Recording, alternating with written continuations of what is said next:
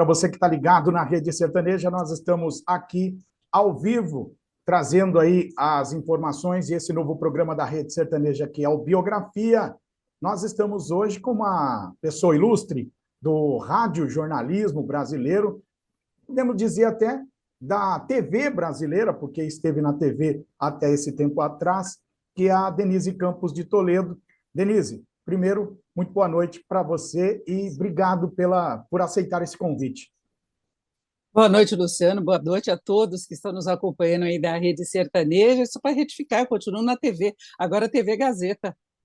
Entendi. Bom, Continuo. Denise, eu queria dizer, no primeiro momento, a gente fala aqui sobre biografia.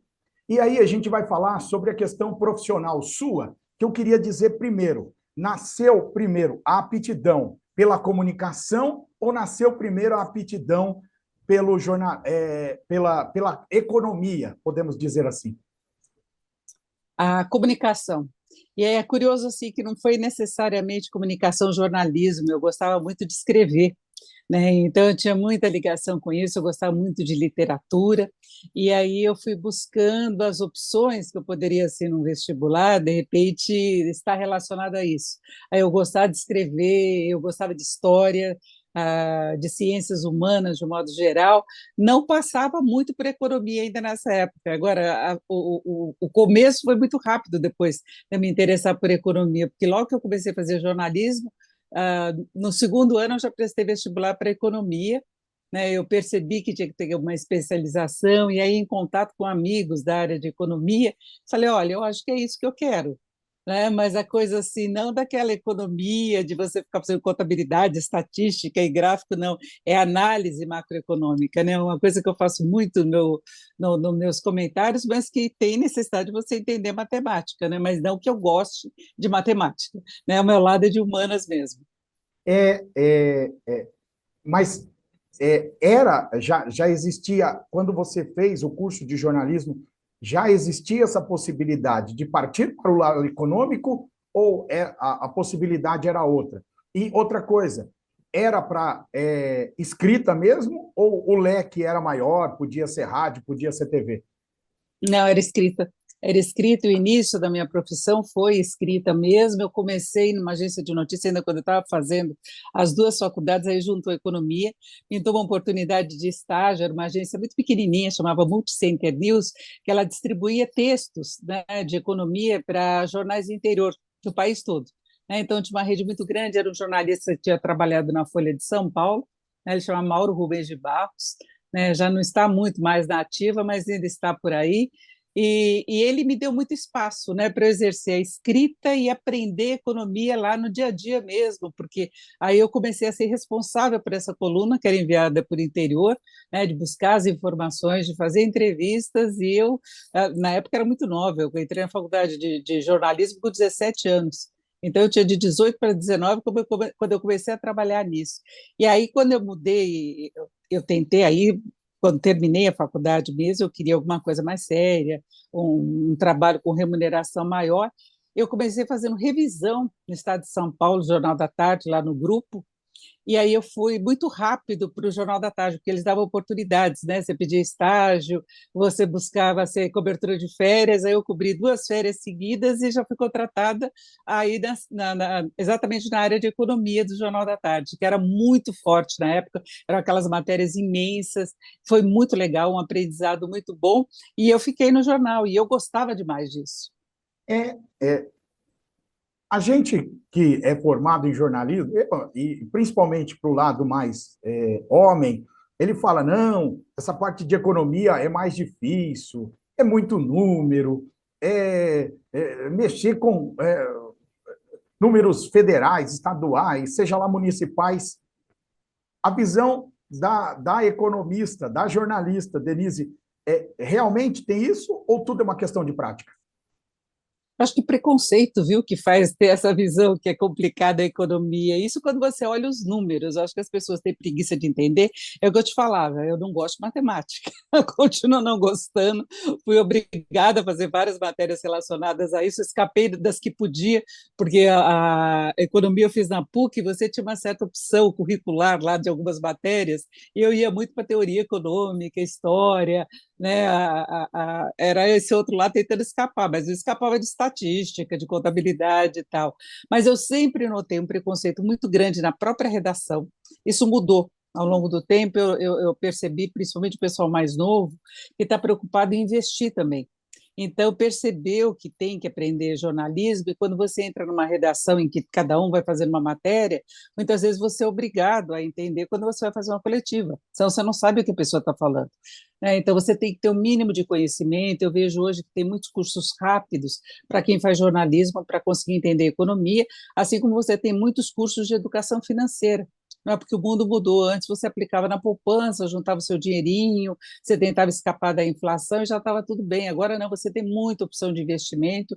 Então, isso foi obrigando as pessoas a mudarem, a se interessarem mais por economia e obrigando também os jornalistas a se interessarem mais por economia. Mas era uma coisa assim, quando você falava com o pessoal que era da área de variedades, dos outros departamentos de jornalismo, era um preconceito total, era como se a gente fosse meio maluco de tratar de economia. E não era, economia é uma coisa que lida com a gente, você tem que entender o que está acontecendo no teu dia a dia, o que está acontecendo com o país, acontecendo com o mundo, foram tantas crises, né? A gente vive uma crise global hoje, tem uma repercussão na vida de todos nós e de quem mora do outro lado do mundo.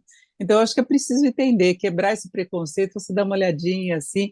E eu acho que teve uma coisa importante também de a gente tentar, quem trabalha com jornalismo e economia, em tentar traduzir. Né, usar uma linguagem mais simples e mais acessível, esquecendo termos técnicos. Muitas vezes a gente acha que, como a gente está acostumado com aquilo, todo mundo entende. E aí você começa a perceber que, às vezes, o básico, um termo básico que é muito usado, a pessoa não sabe o que quer dizer. Denise, podemos dizer que a linguagem do jornalismo, ou até a facilidade para se entender a economia e facilitar para escrever o texto, era uma antes plano real e depois plano real? Ah, eu acho que sim. Eu acho que o Plano Real mexeu e eu consegui. Eu peguei também aquela fase do congelamento da poupança do Collor. Eu acho que Da aquilo foi um Zélia. grande trauma. É, exatamente, Zélia Cardoso de Mello. E eu acho que aquilo foi um grande trauma para o país e foi um momento em que as pessoas começaram a prestar mais atenção à economia. Eu acho que aquilo lá foi o divisor. E depois o Plano Real, porque foi trazendo transformações positivas para a economia. Né? Eu acho que foi o momento em que os planos econômicos começaram a dar resultado aqui no Brasil. Não é? Então, você dominou a inflação, né? A gente tem uma geração agora que fica assustada com essa inflação de 10% ao ano, né? De 15% ao ano. Eu, eu, A gente eu, encarava isso eu 80, antes do plano real, 80% ao ganhava mês. 15 milhões. Aí veio o Pois plano real, é. diminuiu para cento e poucos reais. Ah, não. Exatamente, mas eu lembro assim, quando eu consegui acumular o meu primeiro milhão, pelo milhão você tinha ideia que você estava milionário, mesmo eu não estava. Se você comparar com hoje, é nada. Né? Um milhão daquela época era absolutamente nada.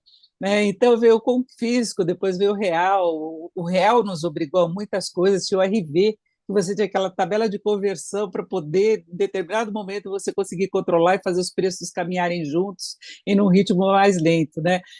Se tem uma geração mais nova que está acompanhando a gente, nem passou por isso, né? Já pegou a coisa mastigada, já na prática, tudo pronto, né? Mas eu acho que foi um aprendizado meio que na marra também. Ou você entende o que está acontecendo com a economia, ou você vai apanhar muito, você vai perder muito dinheiro, você não vai saber lidar com o seu dia a dia, né? Denise, como é que é possível? A gente, no jornalismo, tem muita questão da checagem. É mais difícil confirmar, checar número? Olha, não é tão difícil. Você vai tendo fontes, né? Que é uma coisa muito importante, por exemplo, de mercado financeiro. Eu tenho contato com muitos e muitos operadores de mercado, especialistas, economistas, né? Um pessoal que entende que você pode tirar dúvidas, né? Você tem que acompanhar as divulgações oficiais, tipo IBGE, Banco Central, que são esses indicadores que a gente tem que falar diariamente. né, que tem que traduzir. Então, você vai buscando essas informações. O que é mais complicado é quando você tem algum plano novo, né? Quando você tem, por exemplo, nós passamos uma fase aí no ano passado de discussão de reforma tributária. Então, foram várias propostas, então, naquilo você tem que estudar muito para poder entender e traduzir aquilo, e muitas vezes você não consegue entender de primeira. Fala, não, mas a conta não fecha, é isso, é um negócio muito complicado quando você pensa em reforma tributária. E aí você tem que ouvir as várias fontes, porque um setor reclamava que sairia perdendo, o outro falava que isso era mentira, que era exagero, que era busca por protecionismo. Então, para você chegar numa conclusão nesse tipo de assunto, aí você tem que buscar muita informação mesmo. Eu tenho a vantagem de poder fazer várias entrevistas, então você vai pegando opiniões diferentes, mas esse tipo de checagem é diferente. Agora, no dia a dia, os indicadores a gente meio que está acostumado, e às vezes saem alguns dados, algumas projeções, que a gente sabe que está furado, né? Que não vai dar certo. É, aquele otimismo que se tenta passar, muitas vezes fala, não é isso, a economia está bombando. Não, a economia não está bombando, nós temos alguns indicadores que melhoraram, mas isso não significa que a economia está bombando. Eu acho que você pode falar que a economia está bombando, eu estou usando até uma coisa que entrou muito nas campanhas eleitorais agora, quando você vê solidez do progresso.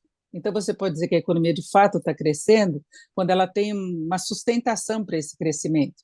É que nem você ganhou um dinheiro extra de um trabalho que você fez. Você falou, minha vida financeira está bombando. Não, não está. Você ganhou aquilo. Se você não souber administrar, se você depois não tiver uma renda permanente maior, se você não souber administrar esse dinheiro, não. Você vai gastar ele muito rápido e depois você vai continuar recebendo um salário muito baixo e a tua vida vai continuar apertada. Então, é mais ou menos isso que acontece, que a economia está bombando. Cederam alguns números de inflação. Cederam porque se mexeu em imposto que incidia sobre determinados produtos, só que potencialmente ainda não tem um controle efetivo da inflação, ainda tem alguns riscos implícitos, temos juros muito altos. Então, a economia está bombando com uma taxa de 13,75% ao ano, que é muito alta, né, que penaliza o consumidor, encarece crédito. Então, é isso, está bombando dentro de um contexto que se imaginava que ia ser muito pior. Né? Então, é isso que a gente tenta traduzir. E essa questão de checagem facilitou muito com a internet? Facilita. O WhatsApp, né? O WhatsApp foi maravilhoso. Eu acho que mais que a internet, porque o WhatsApp você não tem que ficar incomodando a pessoa, ligando o tempo todo e buscando informação, não. Você passa mensagem, de repente dá uma virada no mercado, aí eu mando a mesma mensagem assim, para os 3, 4 operadores de mercado, né, que são especialistas, e falo, gente, o que aconteceu? Porque aí pode ser qualquer coisa em qualquer lugar do mundo. Né? De repente saiu um indicador nos Estados Unidos que deixou o mercado global de mau humor, né? Tem alguma repercussão, tem algum fato novo.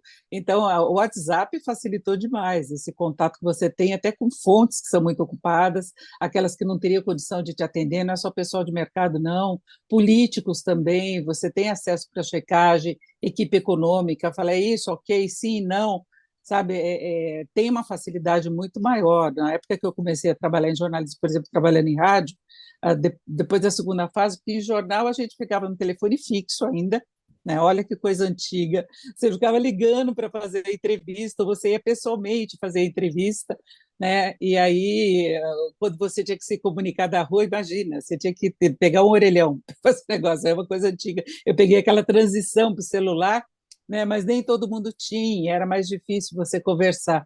Hoje não, você consegue vídeos para usar na TV, né? Quando você precisa de imagem, então você fala o que você precisa que a pessoa grave, ela pega e grava, você usa isso na edição de uma matéria, você pode fazer uma entrevista em vídeo, como a gente está conversando agora, né? Não é telefone, é o vídeo, facilita Sim. muito o trabalho jornalístico, muitas vezes você pode ficar na redação trabalhando, não tem aquela coisa do trabalho de ir para a rua, claro que ainda tem coletiva, o pessoal que não trabalha só na área de economia tem que ir para a rua mesmo, botar o pé na lama, ficar sentado na calçada, esperando quem acompanha a campanha política, sofre para caramba, é muito difícil, né? Mas a internet, as redes sociais ajudaram demais.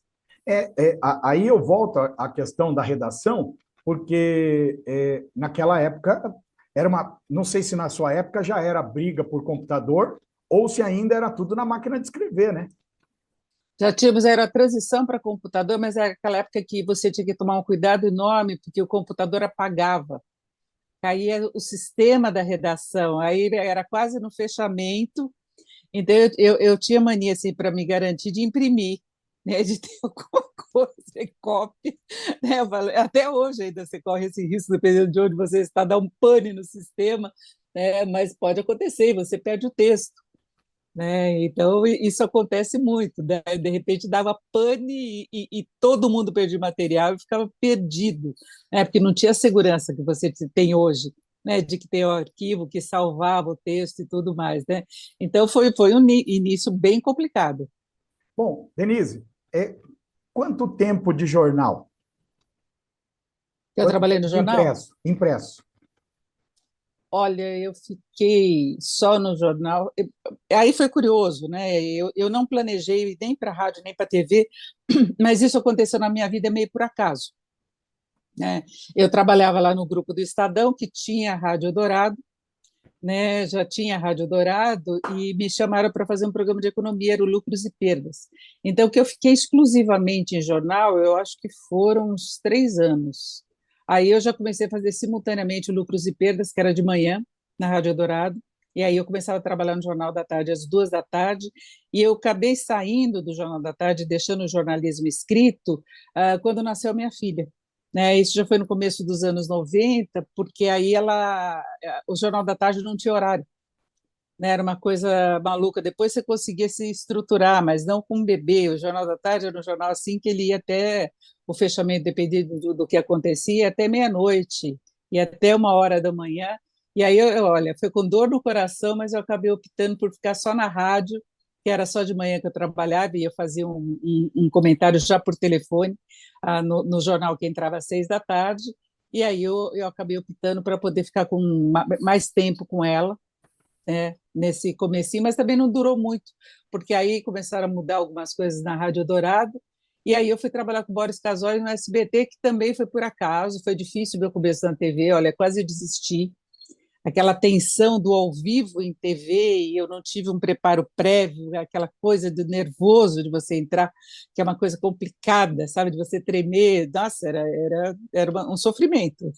Eu fiquei 1 ano só lá, na impressão que não daria mesmo TV, mas aí eu fui para a cultura, né, teve cultura, e aí na cultura a coisa já começou a se estabilizar, e a partir daí eu voltei a trabalhar em várias coisas ao mesmo tempo, depois entraram sites, né, eu escrevi para vários sites que estavam começando a surgir, né, então aí veio a escrita também, que é uma coisa muito importante, né, então eu acabei começando misturando tudo, né, trabalhando simultaneamente em várias coisas, depois veio a TV Manchete, que eu fiquei lá 7 anos. É, é, a, a gente diz que, nesse caso, quem trabalha com escrita primeiro, parece que até se dá melhor depois quando vai para a comunicação oral, para rádio, TV, internet. É real isso da sua parte? Olha, eu acho que a escrita te dá mais conhecimento, né? Porque você tem que passar mais informações, mais conteúdo. Agora, uma coisa que eu noto que faz muita diferença é você trabalhar em rádio antes de ir para a TV, porque o rádio ele tem muito do improviso, de você ter que falar sem você estar lendo, sem essa coisa de TP. Agora tem rádio com TV que muda um pouco, algumas rádios já são quase TV mesmo. Eu passei por esse processo, inclusive, na Jovem Pan, né, que virou TV e aí passou a ter TP, que é o que você lê para falar, né? Agora, você percebe uma pessoa, muita gente que trabalha na TV, que não teve experiência em rádio e que não teve experiência em jornal, que não tem a capacidade de improviso, que aí o TP a pessoa fica sem saber o que fazer, sabe? É um negócio assim complicado, você fica preso àqueles minutinhos que você tem que ler, a capacidade de improvisar numa entrevista, olha, caiu o texto, segura aí, porque o entrevistado caiu.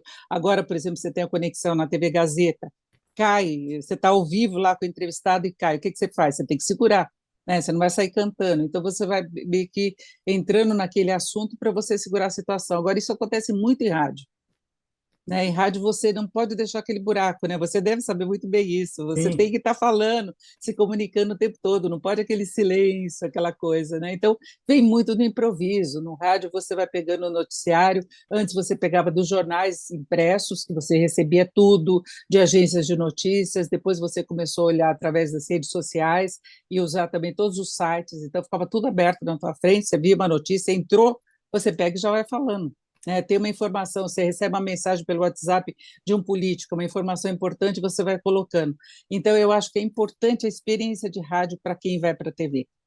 Eu acho que faz muita diferença nessa capacidade de você improvisar, de você segurar qualquer situação, você está na rua, você não fica apavorado quando te chamam. Claro que tem excelentes profissionais da TV, né? Eu também não vou menosprezar quem não passou por rádio que não sabe fazer, sabe? Mas tem muita gente que trava, e eu vi cenas assim que foram bem absurdas da pessoa querer até sair da imagem assim, para escapar, para não ter que improvisar, porque não sabia improvisar mesmo.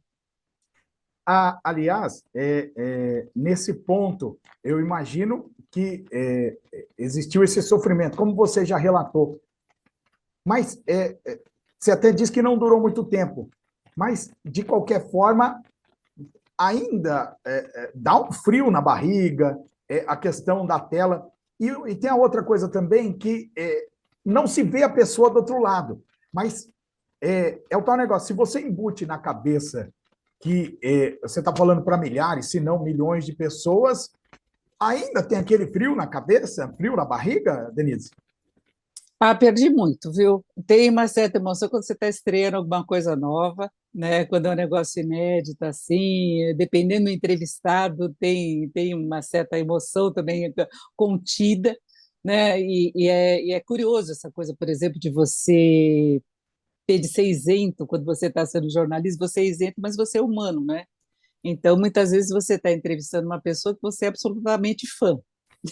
E aí você, por outro lado, você pode estar entrevistando alguma pessoa que você detesta. E aí você tem que dar igual tratamento, é o mesmo sorriso, educado, tudo bem, né? Vamos fazer as perguntas que temos que fazer. Então, eu até gosto disso, sabe? Eu não acho, tem muita gente que acha que deve partir para o confronto, para uma situação assim.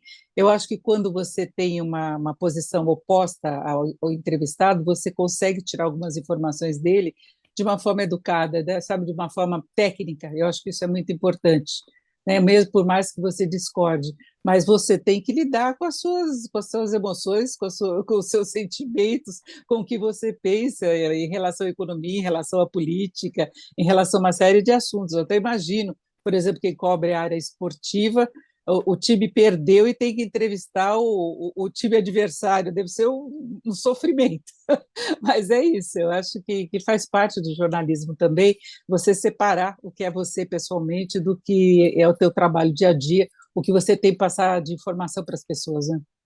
Bom, Denise, você fala sobre que passou da escrita para o rádio, para a Rádio Eldorado, depois já fez televisão, e depois, eu não sei se é impressão minha, quando você passou para a Jovem Pan, você até começou como comentarista exclusivo de economia, mas depois aí virou qualquer assunto, até porque você apresentou programa na Jovem Pan, né?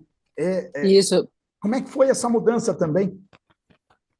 Olha, eu gostei, não foi muito difícil para mim, porque eu sempre gostei de ler muito jornal, em tudo, né? Eu ainda tenho certo vício, eu tenho assinatura de jornal impresso, né, que eu gosto de ler, nem todo dia você consegue, mas eu gosto de ler o jornal, que eu acho que você tem uma informação mais geral. Quando você pega um site, você até tem informação inteira, mas é muito difícil você ler tudo. Você pode prestar atenção, você começa a ler o comecinho lá, o lead, né, para quem não sabe, é só o início da matéria, dá uma zapeada assim geral, e pronto. Agora, com o jornal, você vê análises, você vê os colunistas, você lê com tempo, com mais calma. E eu sempre gostei de ler tudo, né? Então, eu acompanho esporte, né, na medida do possível que eu gosto. Né? Não estou falando que eu acompanho golfe, por exemplo, isso eu não acompanho, né?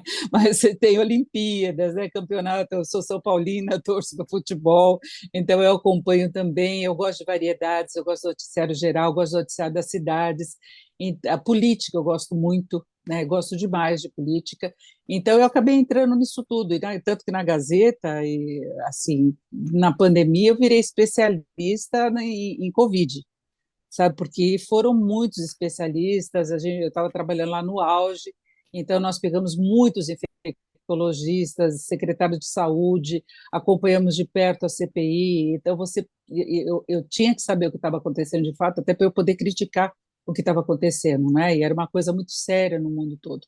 Então você tem que acompanhar, o cenário internacional. Então entra a política internacional também. Você sabe o que acontece nos Estados Unidos, mexe com o mundo, a mudança do primeiro-ministro no Reino Unido, mudanças na China, guerra. Então você tem que entrar em todos esses assuntos. Então eu não tive muita dificuldade e eu passei a gostar, né? A economia é mais a minha área, mas eu entrei muito em política e agora eu tenho feito palestra também de política, e as coisas estão muito ligadas hoje, muito interligadas, né?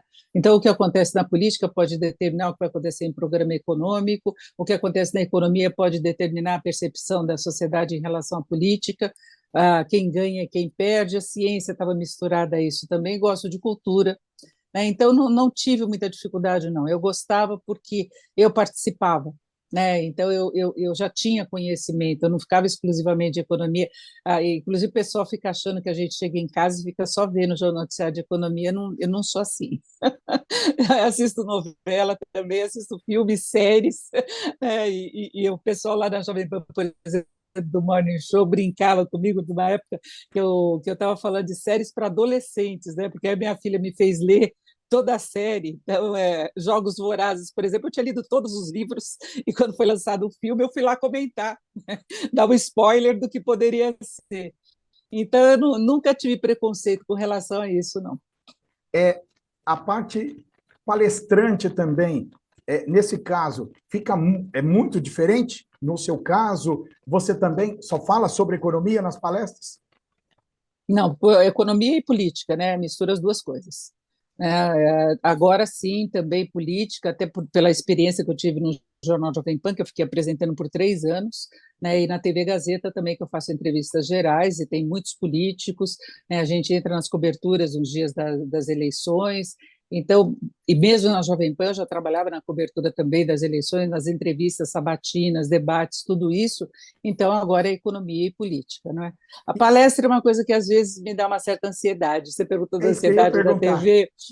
A palestra dá um pouquinho assim. No começo, até você sentir o clima da plateia, porque é muito diferente, né, do público. Você pode estar tanto num público misto, que não entende muito do assunto, como de especialistas em determinados assuntos, e aqueles que se acham também especialistas, que você fala alguma coisa e depois, na hora do debate geral de perguntas, ele quer te dar uma aula. Então, tem tudo isso, né? Mas eu gosto muito desse contato geral, até para você sentir o que as pessoas pensam, né? A receptividade do teu trabalho, eu acho que é uma coisa gostosa.